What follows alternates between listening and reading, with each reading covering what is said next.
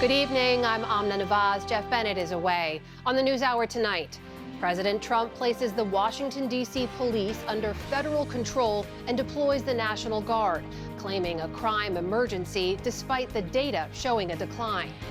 Israel targets and kills several journalists in Gaza as more countries plan to recognize a Palestinian state.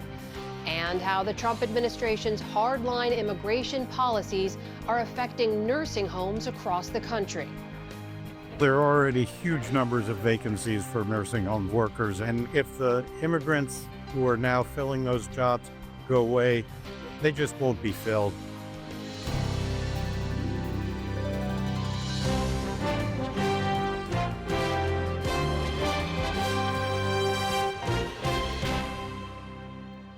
Major funding for the PBS NewsHour has been provided by the ongoing support of these individuals and institutions, and friends of the NewsHour, including Leonard and Norma Chlorfine, and the Judy and Peter Bloom Kovler Foundation.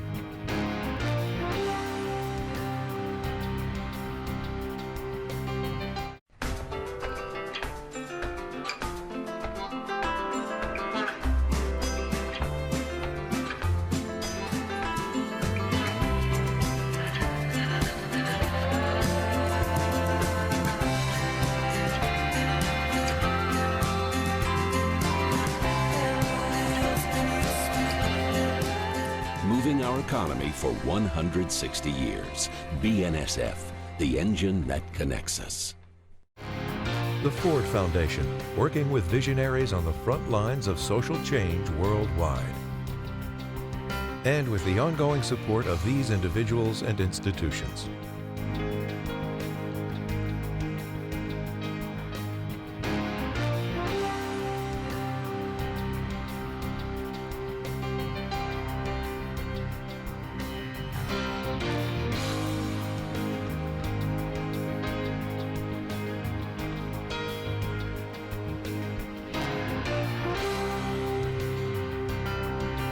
This program was made possible by the contributions to your PBS station from viewers like you.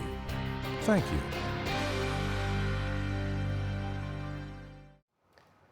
Welcome to the NewsHour.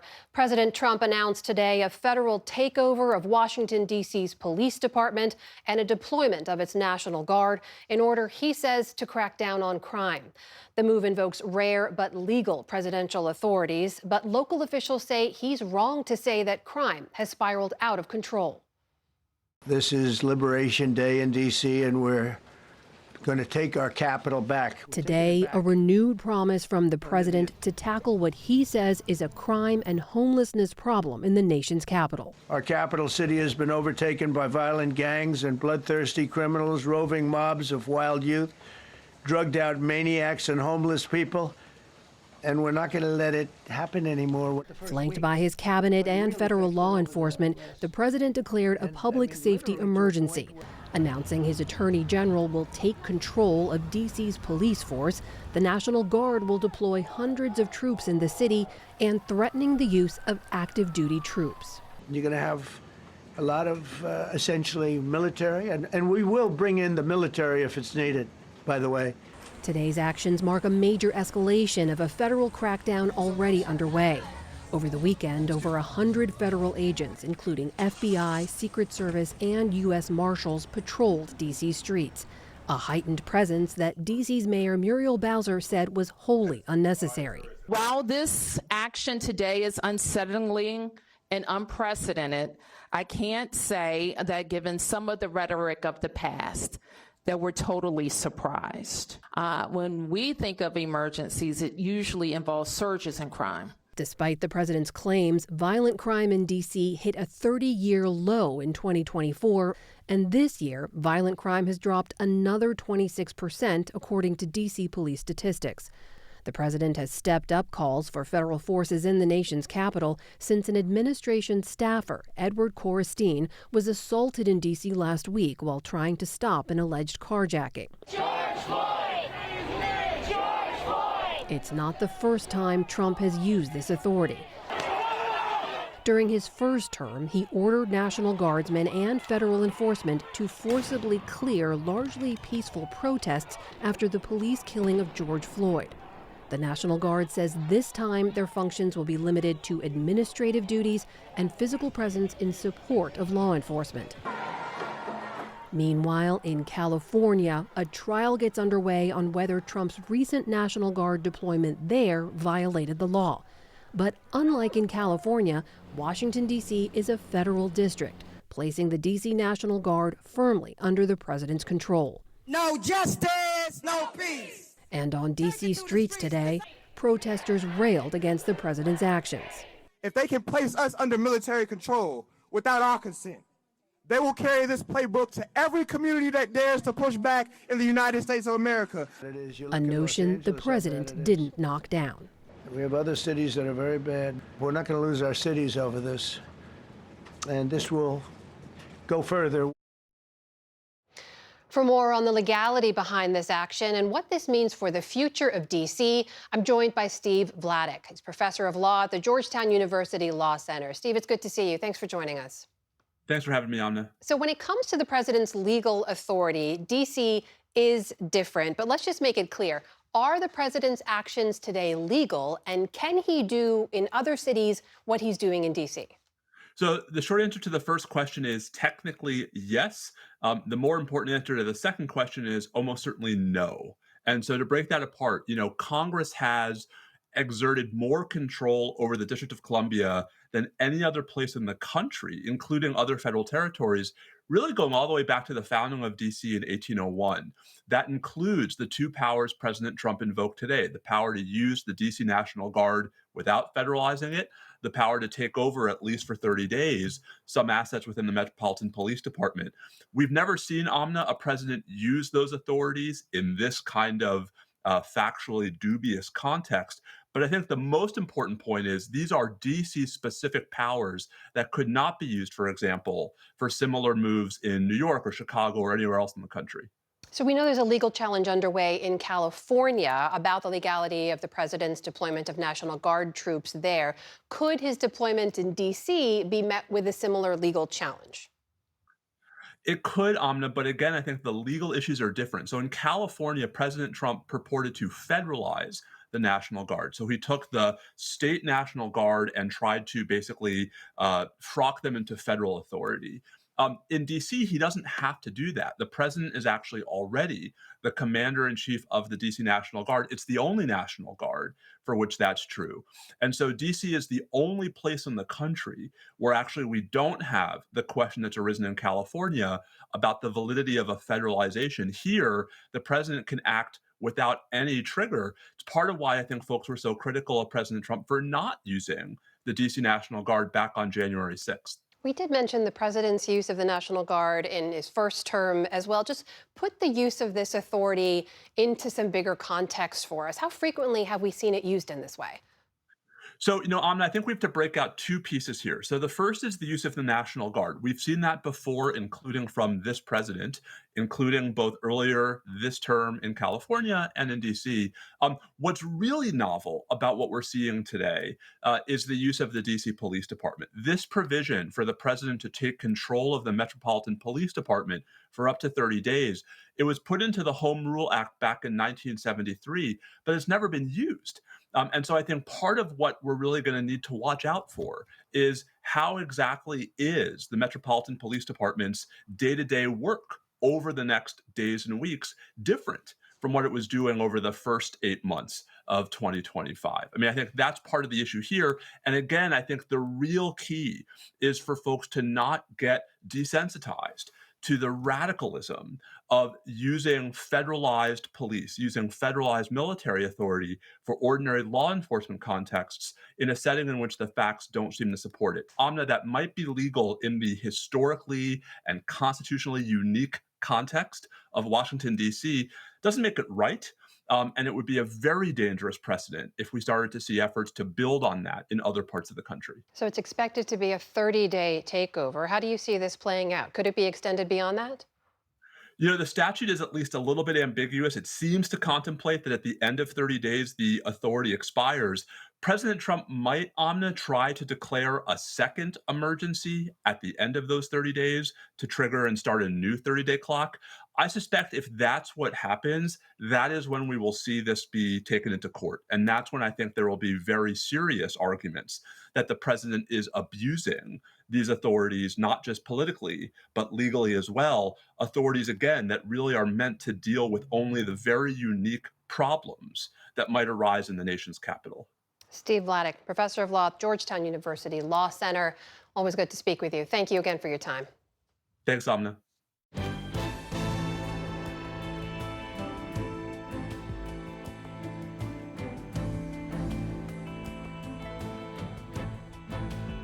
We start the day's other headlines with the war in Ukraine. President Trump said today he's planning to discuss Ukraine's future borders with Russian President Vladimir Putin when the two meet in Alaska on Friday.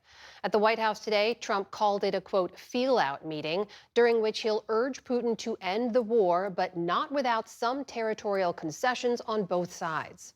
There'll be some land swapping going on. I know that through Russia and through conversations with everybody. To the good, for the good of Ukraine. Good stuff, not bad stuff. Also, some bad stuff for both. European leaders have acknowledged that the odds of Russia relinquishing Ukrainian land it already controls are low. And there's mounting fear that the U.S. will agree to land swaps or other terms that favor Russia without Ukraine's participation. Ukrainian President Volodymyr Zelensky has not been invited to Friday's meeting and said in his evening video address that Putin is not interested in peace and, in fact, is redeploying forces in ways that point to new military operations. Also today, German Chancellor Friedrich Merz invited Trump, Zelensky, and other key players to meet before Friday about, quote, further options for action to put pressure on Russia. Here at home, a federal judge in New York today rejected a Justice Department request to unseal grand jury records from Ghislaine Maxwell's sex trafficking case. The DOJ said the transcripts of the investigation could reveal new information about crimes Maxwell committed with Jeffrey Epstein. The judge called that idea demonstrably false, adding that the DOJ's request to release them is an attempt to create an illusion of transparency. Maxwell is serving a 20-year prison term for helping Epstein abuse teenage girls. She recently appealed her case to the Supreme Court. Officials in Pennsylvania say at least one person is confirmed dead after an explosion at a U.S. steel plant near Pittsburgh. Another person is still missing, and at least 10 others were sent to nearby hospitals with injuries. This time-lapse video shows the moment of the explosion, with black smoke erupting from the site. Emergency officials say it happened around 11 a.m. this morning at the Clairton Coke Works. The plant is one of 4 major U.S. steel plants in the state, which employ several thousand workers. The company CEO says it's working with authorities to investigate what caused the blast. We have a follow-up on last week's shooting at the CDC headquarters, which left an officer dead as well as the shooter. According to information circulated internally at the agency, the Georgia resident fired 180 shots during the attack on the Atlanta-based offices last Friday, and he broke about 150 windows, including blast-resistant windows, leaving glass shards on the floors of some rooms. Authorities have not yet said whether he took his own life in the attack or was killed by police. Parts of Wisconsin are starting to dry out after unprecedented rains brought flooding this weekend. The storm set unofficial state records, pouring more than 14 inches over less than 24 hours in the Milwaukee area. Motorists abandoned their vehicles near the city's Major League ballpark, and the floodwaters canceled the final day of the state fair. As of this morning, nearly 3,000 homes were still without power. No fatalities have been reported so far. More rain is expected tonight, though it's not predicted to be nearly as bad as this past weekend. President Trump signed an executive order today to extend a tariff truce with China for another 90 days. The order was signed just hours before midnight when the higher rates were set to take effect. The extension keeps U.S. tariffs on China relatively low at 30%. That's compared to 145% had the deal expired, and Chinese tariffs on U.S. goods were set to go up to 125%. Today's move was largely expected following talks between the two sides last month in Sweden. Chip makers NVIDIA and AMD have agreed to share 15% of their revenues from China with the U.S. government. That's according to a government official who confirmed details first reported by the Financial Times. The FT says the companies agreed to the unprecedented terms in order to obtain export licenses to resume sales in China. President Trump had halted sales back in April, citing national security concerns. But last month, the chip maker said the government would let them restart selling certain advanced chips that are used for AI development. And on Wall Street today, stocks ended lower ahead of tomorrow's highly anticipated inflation report. The Dow Jones Industrial Average slipped 200 points on the day. The Nasdaq fell more than 60 points. The S&P 500 also ended lower. And AOL is finally pulling the plug on its dial-up internet service.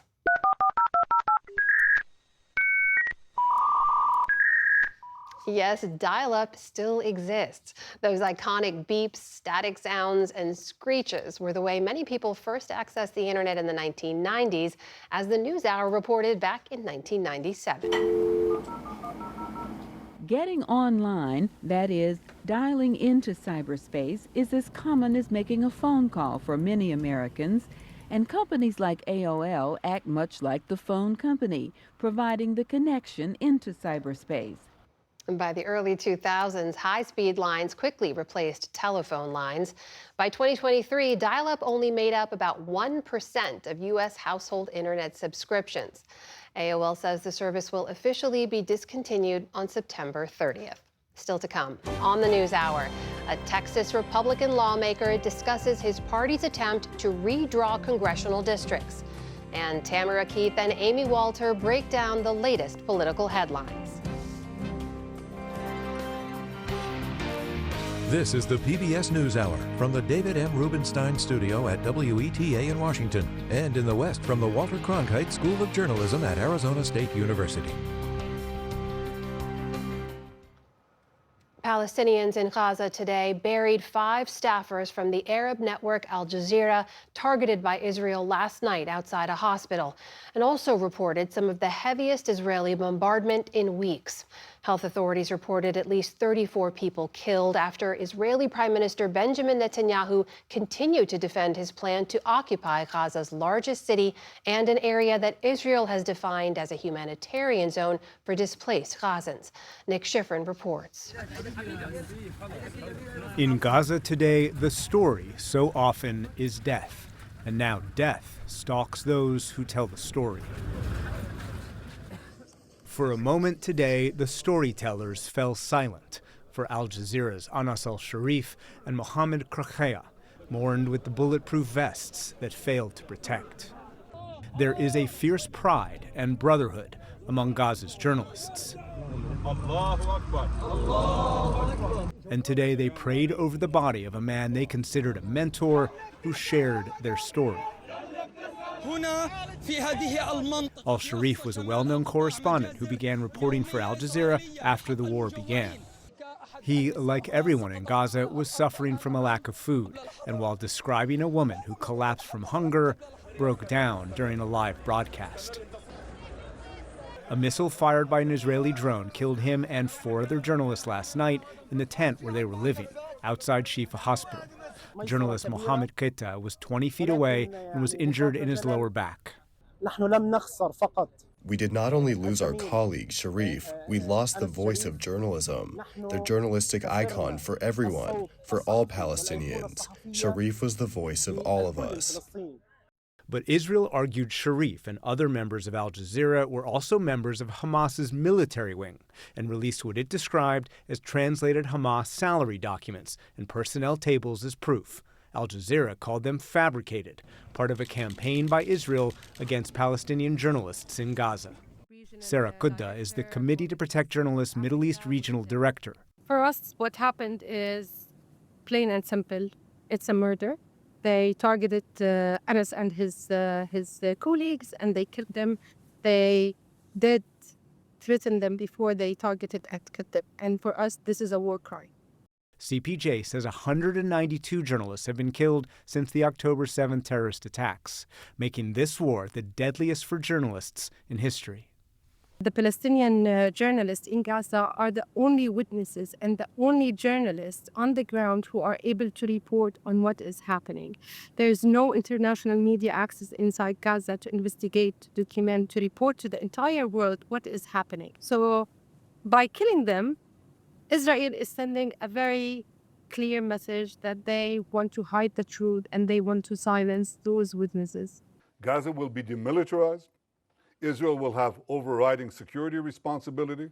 This weekend, Israeli Prime Minister Benjamin Netanyahu defended his plan for the Israeli military to occupy Gaza City and the Mawasi tent camp, which Israel has described as a humanitarian zone. We need a deal to end this war. Netanyahu pushed that plan over the objections of Israeli hostage families and what former military officials described to PBS NewsHour as resistance from Israel's chief of the general staff, who today said he planned, quote, operational control of Gaza City, but only after a pause to allow troops a needed break. Given Hamas's refusal to lay down its arms, Israel has no choice but to finish the job and complete the defeat of Hamas. The U.S. and Israeli officials also tell PBS NewsHour while the IDF prepares for possible occupation, Israel and Hamas will restart ceasefire negotiations. Until then, the war takes its daily deadly toll, including on the smallest victims, a boy named Majid. And today, Ahmed Tota cried over his daughter's body, filmed by a journalist who was sharing and living the reality of the war. For the PBS NewsHour, I'm Nick Schifrin.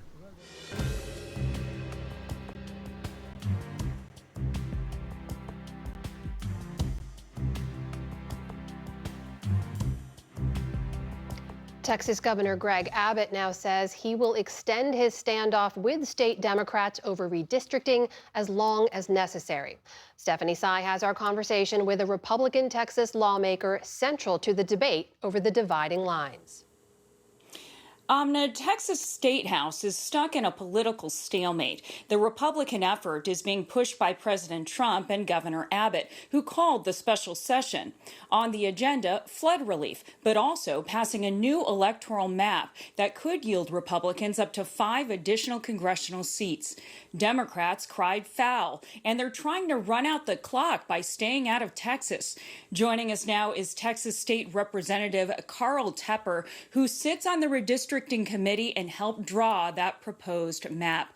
Representative Tepper, thank you so much for joining the program. So I heard a local radio interview you did last month where you outright said that the crux of this special session was about redistricting. In fact, you said, quote, the Trump administration wants to see if we can squeeze out 2, maybe 5 congressional districts, Republican districts in Texas. That seems like a pretty honest explanation of the goal here. Am I right? Well, you might as well put the facts out there as they exist. Trump challenged us to find some more congressional seats, and I'm with him.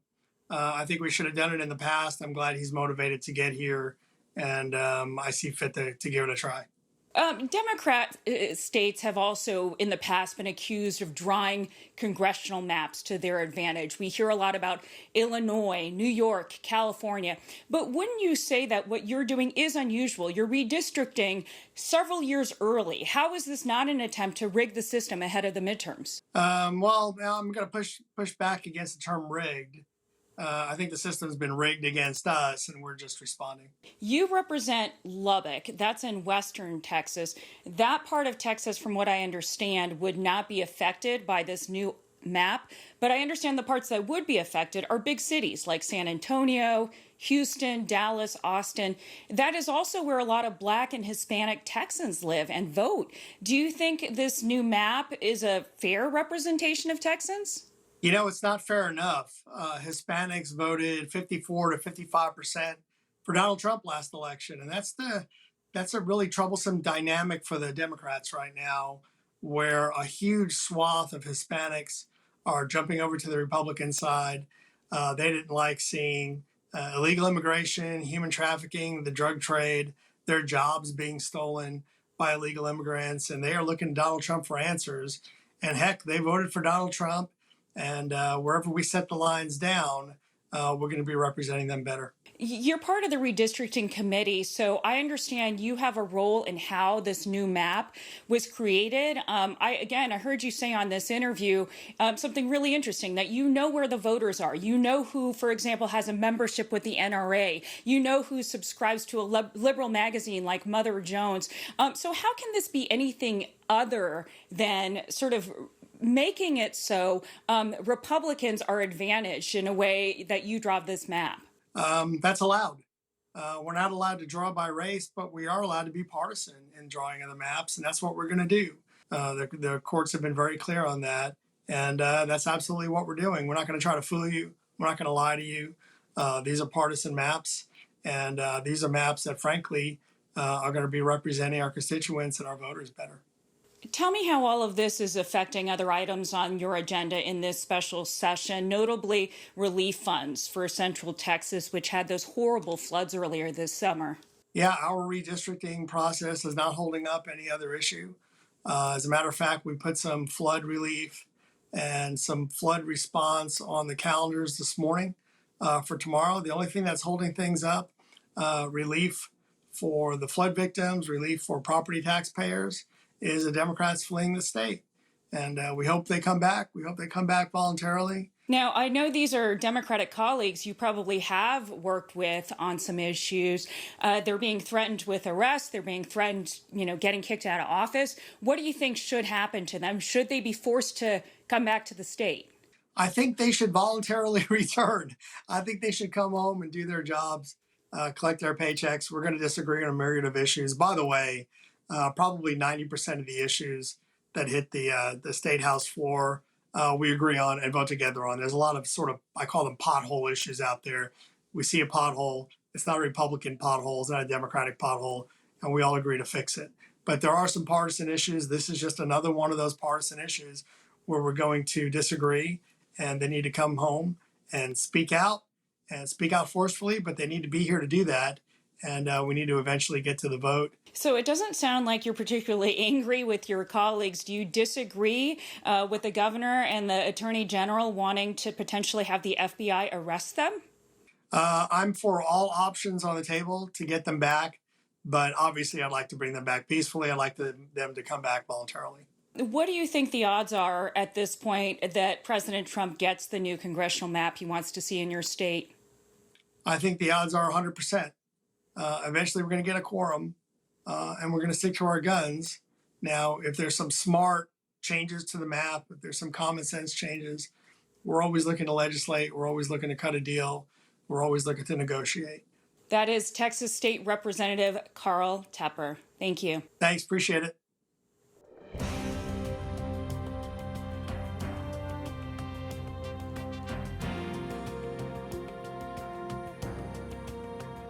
For more on redistricting politics and President Trump's federal takeover of D.C., I'm joined now by our Politics Monday duo. That is Amy Walter of the Cook Political Report with Amy Walter and Tamara Keith of NPR. Good to see you both. Good to be here. So we reported at the top of the show there, Tam, about the president saying he's placing D.C. police under federal control, deploying hundreds of National Guard troops, says it's about crime, even as the data shows that crime has been declining.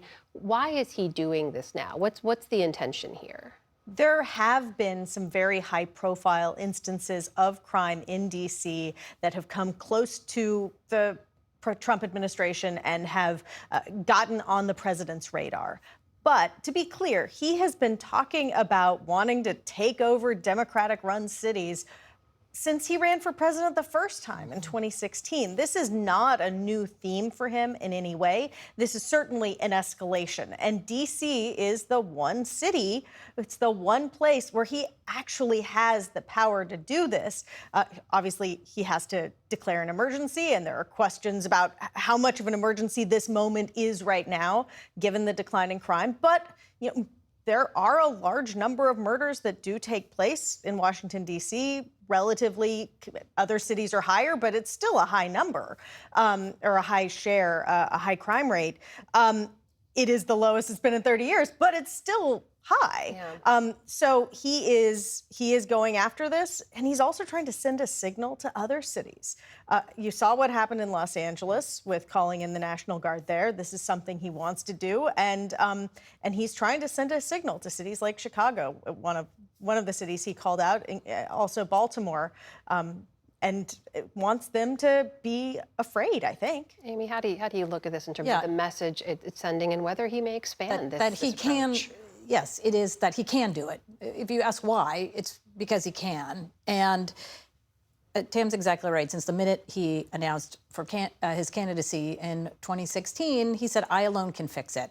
And this has been a central theme, really specifically of the second term. I alone has been really used now on, well, pretty much everything we're going to be talking about for the rest of our segment. But whether it is drawing congressional districts, that's the purview of the state legislature. This was directed by the President of the United States into territory that normally the legislature handles.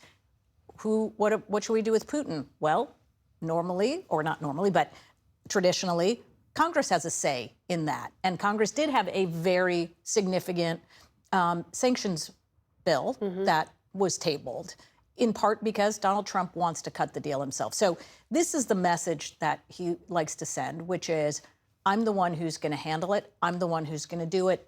All the other agencies, localities, and others who have traditionally had a role are going to take a back seat. Well, let's talk about that Texas redistricting case. You heard Stephanie Tsai's conversation there with the Republican state lawmaker, Carl Tepper. Tam, we know this is a map that the president pushed for, that he wanted to see this gerrymandering occur. It could get Republicans in the state up to 5 additional seats. Dozens of Democratic lawmakers still remain out of the state to prevent that quorum from happening and the map moving forward. How do you see this ending? Well, as the Republican lawmaker you had on just said, he says there's a 100% chance that ultimately these maps go through one way or another. I think that what is happening is an arms race of sorts to try to gerrymander every possible vote, every possible seat out to really take the uncertainty out of the coming midterm elections. So it's not just Texas. There's talk of Indiana. There's also then Democratic states like Illinois and California, especially where Governor Gavin Newsom today sent a letter to President Trump, which I don't know is going to be received with open arms, where he said, how about you don't do the Republican gerrymanders and we won't do the California gerrymander that could offset the Texas gerrymander. It's, the American public has said repeatedly that they don't like gerrymandering in one way or another.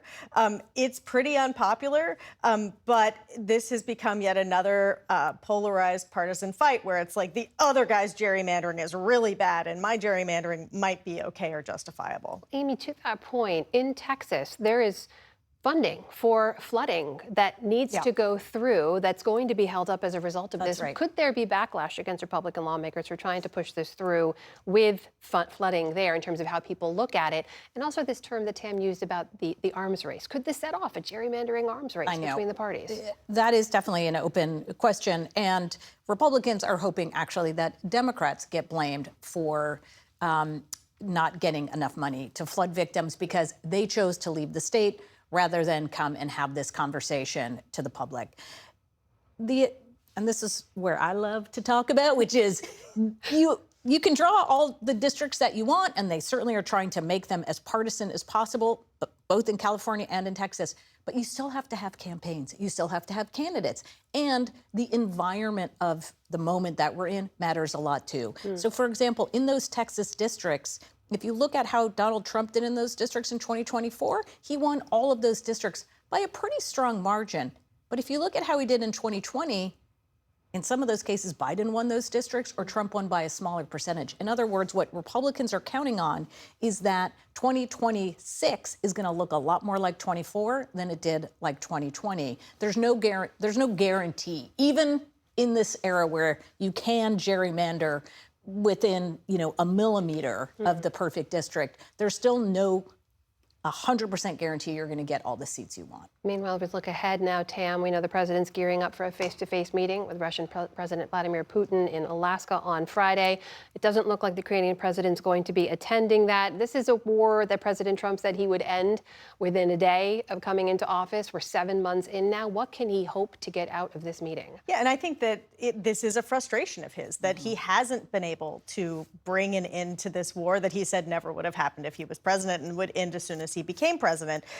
He is already lowering expectations for this summit. When it was first announced, he was talking about, we're going to get a peace deal, we're going to get a ceasefire agreement. Now he's saying, well, I'm just going to go in there, I'm going to feel things out. And he has repeatedly been frustrated by Putin and has begun voicing it, including using some harsh language at times, that Russian President Vladimir Putin tells him what he wants to hear, says he wants peace, and then does the exact opposite. Trump has called it, tapping me along. Well, he's going to find out with this summit whether Putin is continuing to tap him along, and he's leaving open that possibility, which I think is sort of a downgrade in his expectations from where he was last week. And I'll be fascinated to see what Congress does if indeed this does not turn out to be a big, wonderful peace deal, or that things fall apart, or the president's not happy with the outcome, whether they do bring back the sanctions bill, which put significant sanctions on countries that are getting Russian oil and on Russian products. This would be, I think, another important test for how Congress wants to get itself involved with this conflict, or whether they want to keep this in the purview of the president. We'll wait and see how Congress reacts and how that meeting goes. Amy Walter, Tamara Keith, always great to see you both. Thank you so much. Good to be here.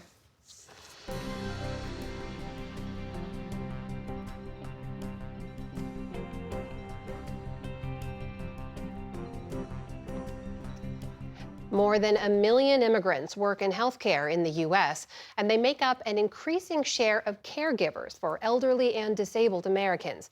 That includes medical professionals, but also the housekeepers and the janitors that keep nursing homes running. These facilities already face labor shortages, and now, as William Brangham reports, the Trump administration's immigration policies could make it even more difficult to find workers. The place that has been Edeline Jean's home for 18 years suddenly doesn't feel that way anymore. Looking for a better life. She fled her native Haiti and settled in Florida.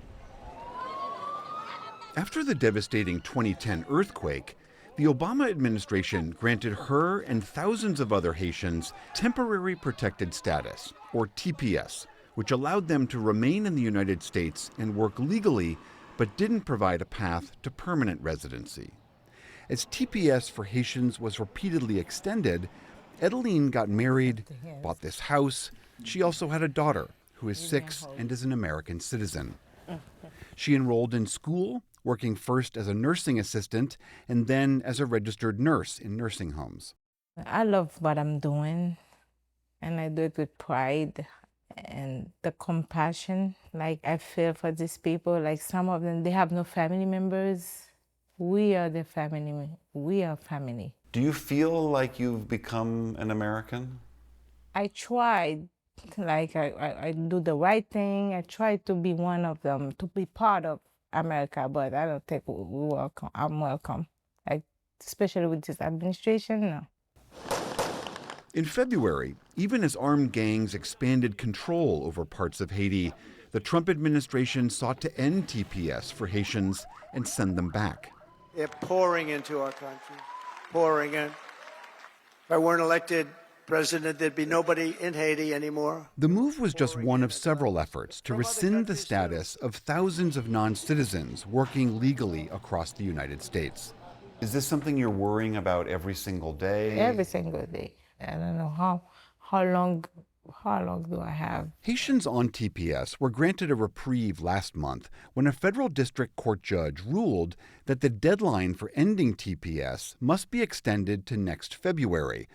But that's little comfort for Edeline and her family. If nothing happens, I'm screwed. Because if I can't work to take care of the bills, I won't be able to take care of my daughter. And I don't know. I can't even think about it. The looming end of TPS is not just a crisis for Edeline and the hundreds of thousands of other Haitians here in the U.S. It's also putting extraordinary strain on long-term health care facilities like nursing homes, where a little over 7% of the workforce are non-citizens. There are already huge numbers of vacancies for nursing homes workers and for home care workers. And if the immigrants who are now filling those jobs go away, they just won't be filled, is almost certainly what's going to happen. Dr. David Himmelstein is a professor of public health at New York's Hunter College.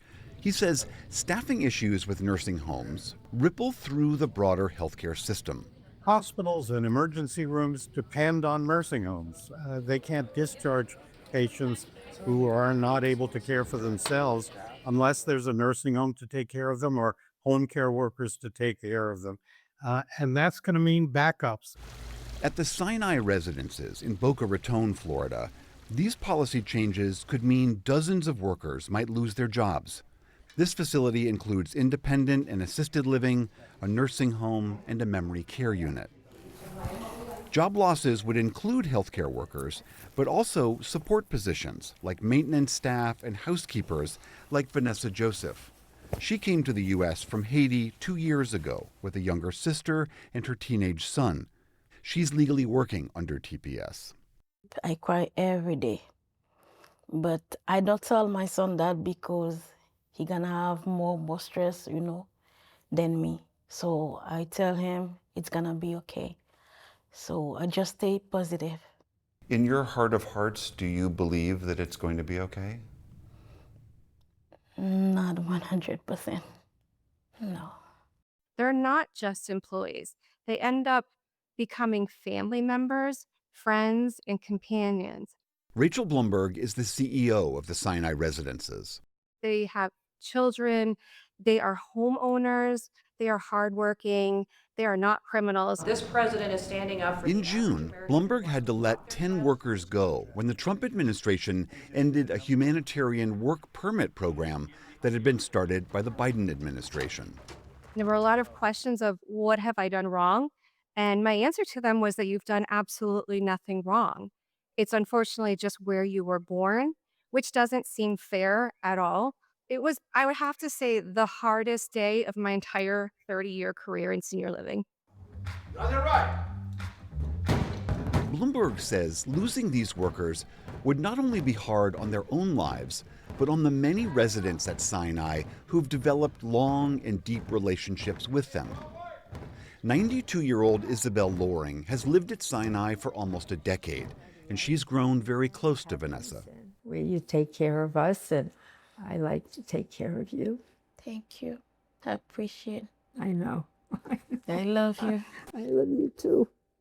The people I care about are the people that are working with us, that are helping us, that are here for us when we need them under all circumstances. If these people are not being allowed to work, there won't be people to take care of us.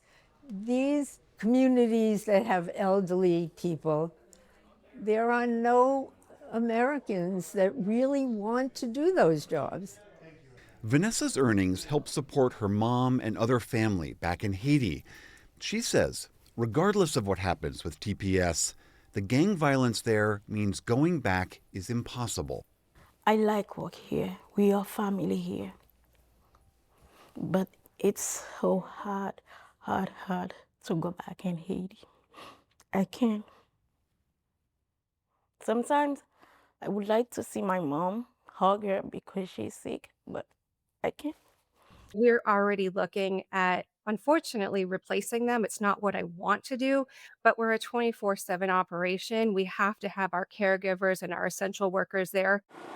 The Trump administration is still determining next steps in the court case that delayed the end of TPS to early next year. In a recent statement, the Department of Homeland Security said President Trump and Secretary Noem are restoring common sense to our immigration system and returning TPS to its original status, temporary. Come here, Tara. Back outside Orlando, Nurse Edeline Jean is bracing for the next shoe to drop. If it comes down to the government saying you have to leave, will you go back to Haiti or will you try to go somewhere else? I don't see myself going back to Haiti. Because if I go, they will kill you. Eventually, they will. So, I'm not going. And my daughter, too. She was born here. She belongs here. With federal immigration policy changing almost daily, Edeline is left worried that the life she has built in America could soon come to an end. For the PBS NewsHour, I'm William Brangham in Central Florida.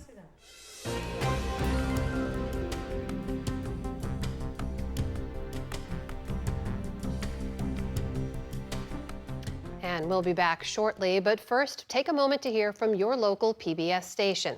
It's a chance to offer your support, which helps keep programs like this one on the air.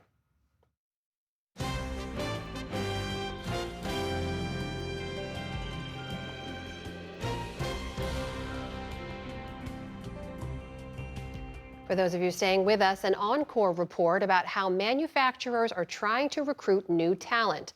Economics correspondent Paul Salman explores how these efforts are working and whether a so-called manufacturing renaissance is underway.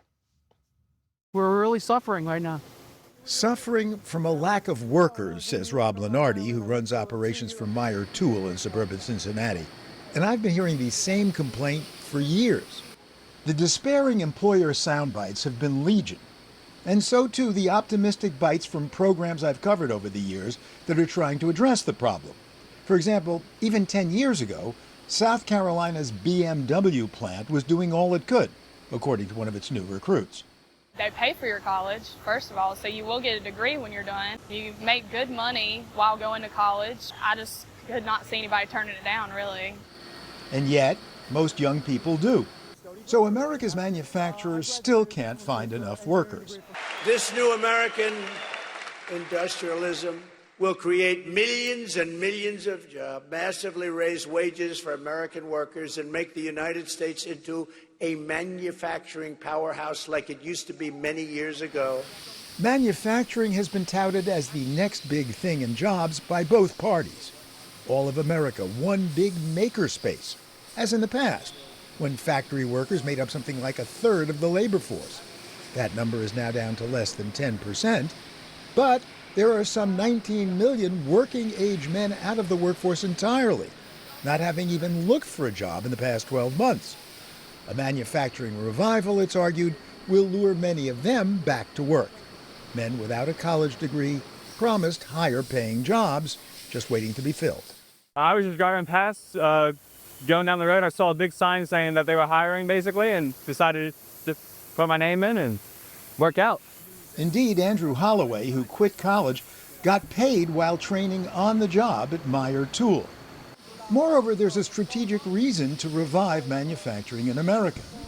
We're seeing the recognition of vulnerabilities of global supply chains. Ryan Augsburger, head of the Ohio Manufacturers Association. And it seems to be driving more, we call it reshoring, but it's investment that was offshored a generation ago back into the U.S. So the jobs will be there, says Joe Resco, supervisor at noisy metal manufacturer Worthington Enterprises. Earplugs are standard issue. I believe we'll continue to grow. There's a lot of people out there that want to come in and contribute to good companies, and in America, they want that to happen, right? Maybe, but the company sure has to work hard to recruit them. We created great partnerships with our local high schools. We actually have signing day, if you've seen the college athlete that's signed, and then we employ them inside our businesses, inside our factories, and we promise them an opportunity for a job. But why are Ohio's firms only now making such strenuous efforts? I asked the head of the Manufacturers Association. It's because they're more desperate? I think that the desperation has brought them together, yeah. But if they build it, will the kids come? These are seniors on the welding track at Kilgore High School in East Texas oil country. But with all the high-paying oil-related jobs, why not more kids in the program? They might not know how many opportunities you can get from that line of work. Chelsea Rocha. And they may not know the benefits of, going into manufacturing. Zevin Dent agrees. For my generation, I think people, to be honest with you, I think people have less motivation to work because there's so many other avenues of work that they could do online. Teacher Misty Lewis says the mood is shifting some, at least in Kilgore. For welding specifically, we've got teachers that were in the industry and now they're teaching. They do a great job of telling our kids, this is where you can go. These are the companies. I think that's why it's growing.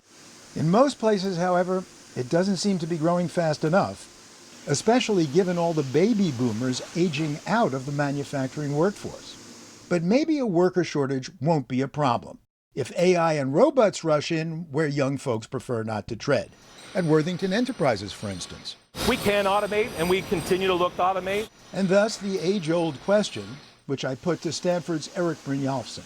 It's probably the most common question I get is, are robots going to eat all the jobs? And I always say no. I do point out that technology has always been destroying jobs and always creating jobs.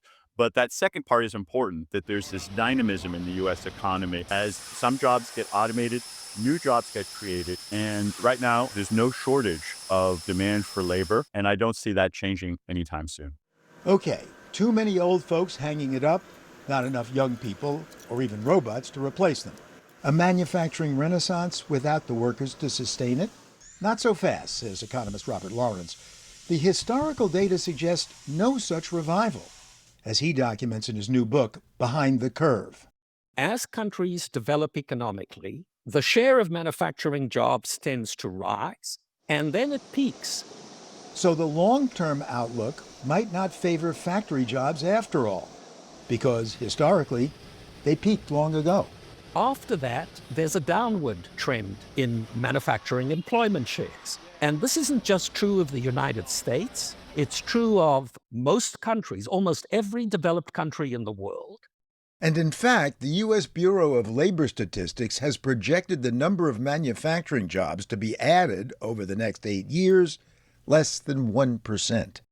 We'll lead an American manufacturing boom. We're going to have a manufacturing boom. But President Trump, like the Democrats before him, is betting otherwise. So right now, if I come to you and say, hey, look, let's make a Makino machine here in America, how long before we could pull that off? And do we possibly have enough human power now coming out of schools? It's going to take a lot of engineering talent to be developed, to design equipment like that. It would take 5-6 years, easily. Assuming there's a job surge in manufacturing at all. For the PBS NewsHour, Paul Solman in Kentucky and Ohio.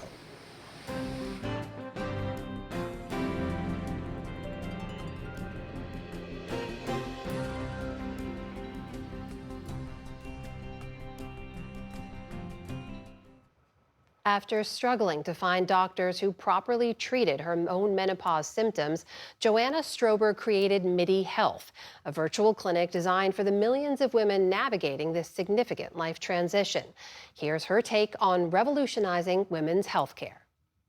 When I was in my 40s, I had a big job, and things actually started falling apart in my life. I was angry a lot, I wasn't sleeping, I was having hot flashes. And honestly, I didn't know what was going on in my body, and I didn't really have a lot of models to tell me that I was experiencing perimenopause and that I should be doing something about it. Our physical and our emotional lives are actually very tied together.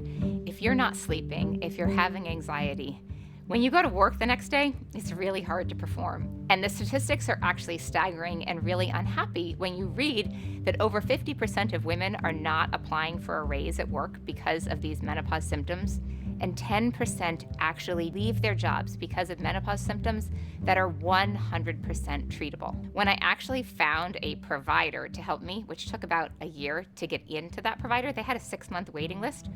Within 2 weeks, I was on a selection of medications and my entire life got better. I'm just really sad that it took me so long in order to get the right care. I really feel strongly that menopause care is an issue of equity. I really believe women have the right to expert care. MIDI Health is a national virtual care clinic for women to take care of all of the issues of perimenopause and menopause.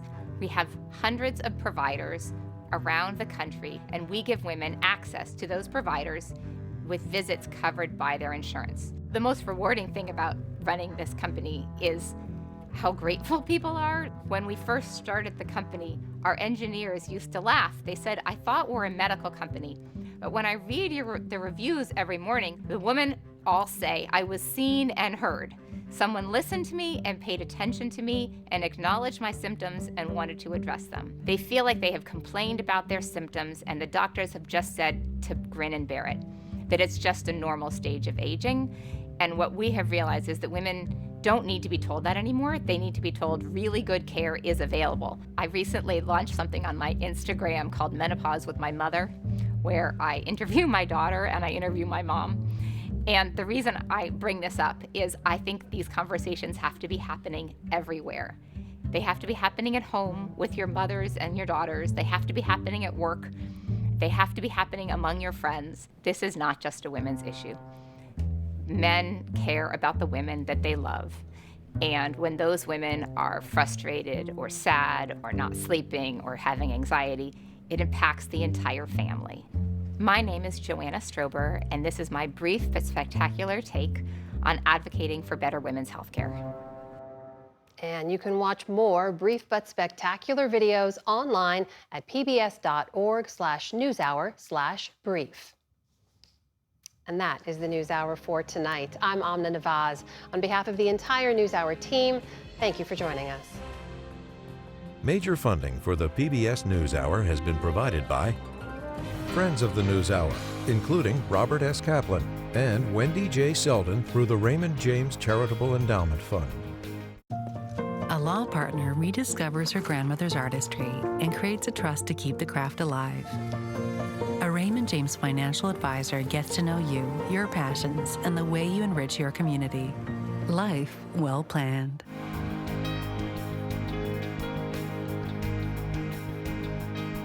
The John D. and Catherine T. MacArthur Foundation, committed to building a more just, verdant, and peaceful world. More information at macfound.org. And with the ongoing support of these institutions.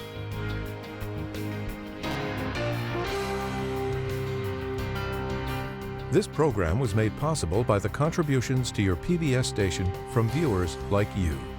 Thank you.